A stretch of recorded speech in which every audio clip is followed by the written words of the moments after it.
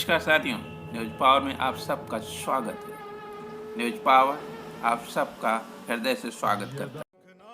मित्रों, आज news power आपको एक ऐसी खबर के बारे में बताने जा रहा है जो आज 7 तारीख के बाद 8 तारीख से वीर लोरी की जयंती मनाई जाएगी यादव समाज द्वारा और सभी यादव संगठनों द्वारा, और 15 तारीख तक बाबा साहब अम्बेडकर साहब की भी जयंती समारोह की पूरी तैयारियां हो चुकी हैं।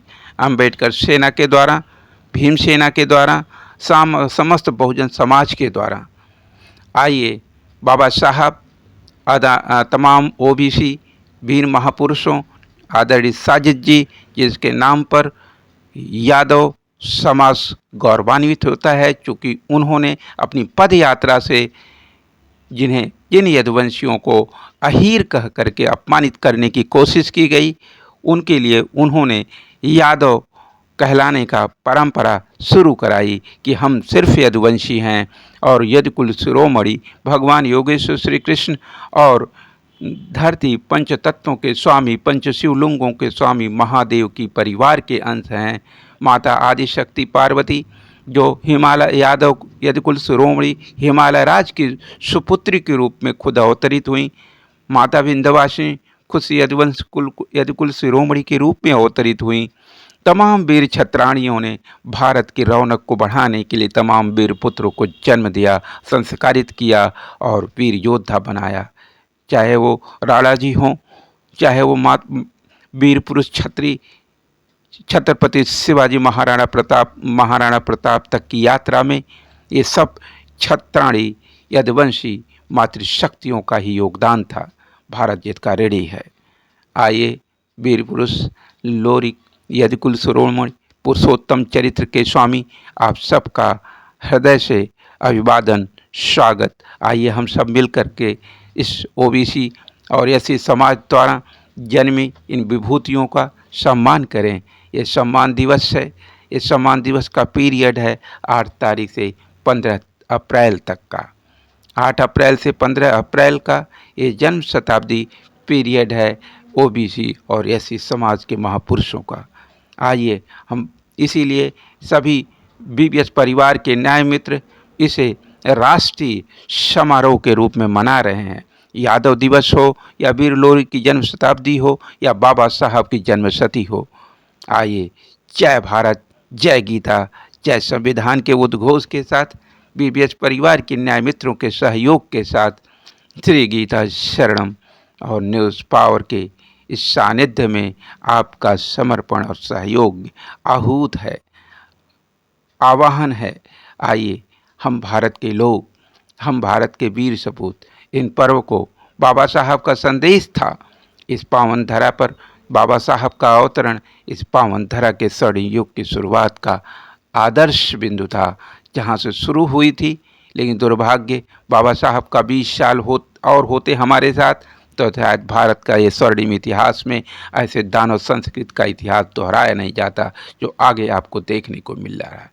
जनता से बोले गए सबसे बड़े झूठ आदरणीय नरेंद्र दामोदर दास मोदी के, उसके बाद जिस आदरणीय नरेंद्र दामोदर दास मोदी पर पूरे भारत ने विश्वास किया, गौरव किया कि विश्व में उनको सम्मान बढ़ाएंगे, लेकिन दुर्भाग्य से जिसने विश्व गुरु होने का जिम्मेदारी ली, उसने विश्व में भारत के अपमान का कारण, भारत को दुनिया का सबसे पिछड़ा, सबसे गरीब, सबसे अशिक्षित समाज की श्रेणियों में जोड़ा जा रहा उसी नाम को जो विश्व गुरु की दिशा में बढ़ चुका था।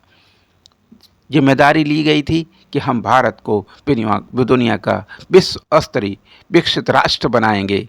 विकसित राष्ट्र का सपना तैयार सबसे दलित राष्ट्र का सुनिश्चितता ग्रहित करना और तमाम भ्रष्टाचार के नाम पर भ्रष्टाचार को बढ़ावा देना और देश की संपत्ति को विदेशों में वापस जाने देना, यह देश का दुर्भाग्य ही था। आइए बहुसंख्यक समाज के लोगों, हम अपने भारतीय बहुसंख्यक स्वराज के रास्ते को सुनिश्चित करें, हम सब एक हो जाएं। यही है इस ओबीसी और एससी के महापुरुषों की परिकल्पना और उसे साकार करने की जिम्मेदारी हर भारतीय बहुसंख्यक पर है। इसलिए भारतीय बहुसंख्यक जनता परिवार, समाज परिवार या बहुसंख्यक संयुक्त परिवार, जिस भी नाम से आप जानना चाहें, समझना चाहें, भारतीय बहुसंख्यक संयुक्त परिवार आपका आह्वान करता है कि आपके दास जो सफ़ेद पूंछ राजनीति के साथ षड्यंत्र हो रहे हैं और देश की आर्थिक शक्ति को कमज़ोर करने का षड्यंत्र किया जा रहा है। 5 किलो अनाज पर आपके बच्चों का भविष्य बर्बाद किया जा रहा है, उनको रोज़गार छीना जा रहा है, उनको बेरोज़गारी के अंधेरे में ढकेला जा रहा है, युवा शक्ति का विनाश हो रहा है। हमारे युवा रोज़गार की तलाश में उम्रदराज होते जा रहे हैं, उनकी शादियां नहीं हो पा रही, सामाजिक संस्कार अधूरे पड़ रहे हैं। हमारे युवाओं की, आम आदमी की आवाज़ उठाने वालों को उनको अदालतों में चक्कर लगवाए जा रहे या फिर कारागारों में उनको ग्रसित कर दिया जा रहा। एक सोची समझी रणनीति के तौर पर ईडी, सीबीआई जैसे जो संवैधानिक संस्थानों का दुरुपयोग हो रहा, उन्हें बदनाम किया जा रहा। जो ईवीएम के वीवीपैट से निकलने वाली पर्चियों का 100% उनका निरीक्षण होना चाहिए, जनता को उसका हक मिलना चाहिए, वो सब सुनिश्चित करने की प्रक्रिया सुप्रीम कोर्ट तक पहुंची। सुप्रीम कोर्ट ने उसे अपनी मान्यता प्रदान किया। यह भारत की जीत है। लेकिन वहीं भारत की आवाज़ बनने वाली मीडिया चैनल्स, कुल 16 सदस्यों का चेहरा आपके सामने दिख रहा है, जिन्होंने भ्रष्ट और झूठे मीडिया प्रभारी संघ बना रखा है और सत्ता पोषित मीडिया प्रभारी संघ बन करके देश की अस्मिता के साथ सौदा कर रहे हैं। यह देश के लिए सबसे बड़ा दुर्भाग्यपूर्ण संकेत है। इसके लिए भी ये ज़रूरी है कि हम सब अब बीबीएस परिवार यानी भारतीय बहुसंख्यक संयुक्त परिवार का हिस्सा बने, अपने भारत के एक एक बच्चे के साथ न्याय करने की गारंटी खुद सुनिश्चित करें।